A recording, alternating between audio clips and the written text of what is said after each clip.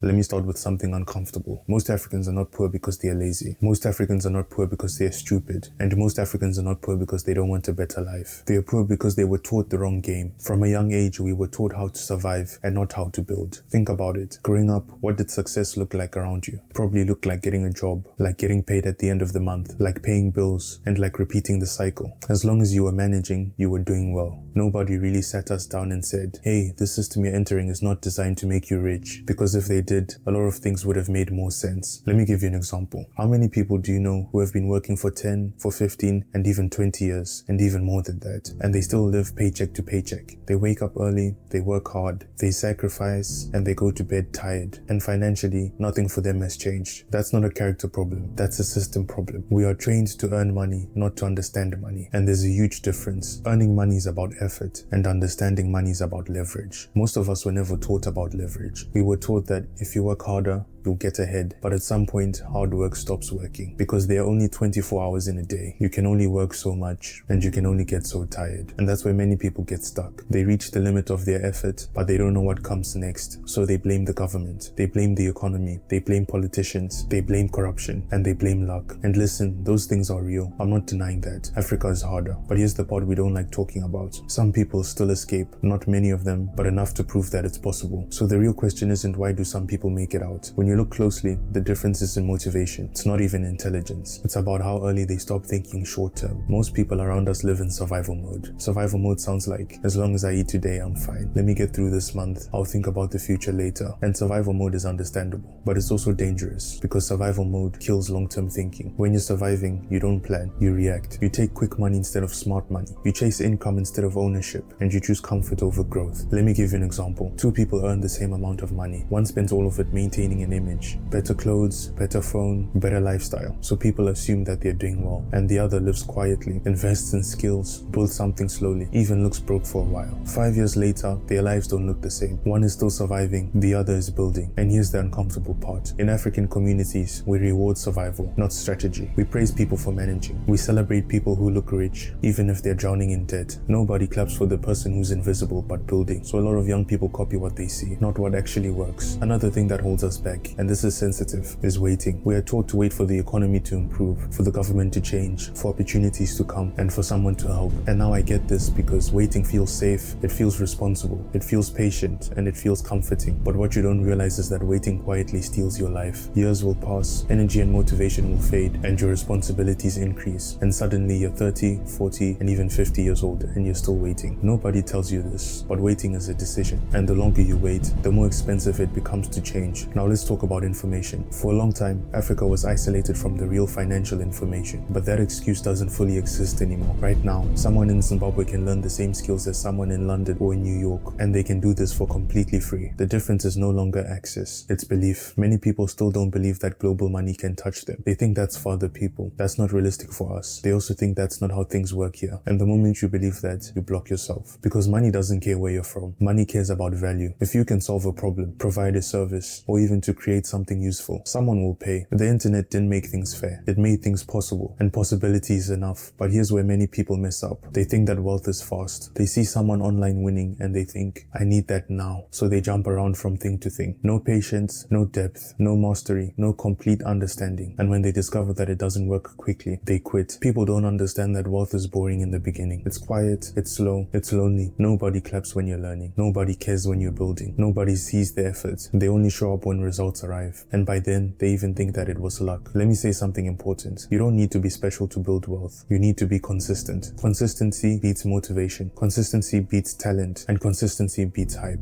Most people don't fail because they're incapable. They fail because they stop. They stop learning. They stop trying. They stop believing it's possible. This channel exists because I'm tired of the lie. The lie that Africa is hopeless. The lie that young people are doomed. The lie that survival is enough. It's really not. You don't need to escape Africa to escape poverty. You need to escape small thinking. making. That's harder, but it lasts. Now, if you're watching this video and something feels uncomfortable, that's a good thing. That discomfort is awareness. It's the moment you realize that you can't keep living like this. Not angry, not desperate, just honest. And from that place, that's where the real change starts. This isn't about getting rich fast. This is about getting free slowly, free from survival, free from waiting, and free from excuses. Now, if you're ready to build differently, you're in the right place. And if this video made you think about your current situation, then comment "I see it now," because we're just getting started. Now, if you enjoyed this video, subscribe. And as always, from Africa to the world, let's build wealth.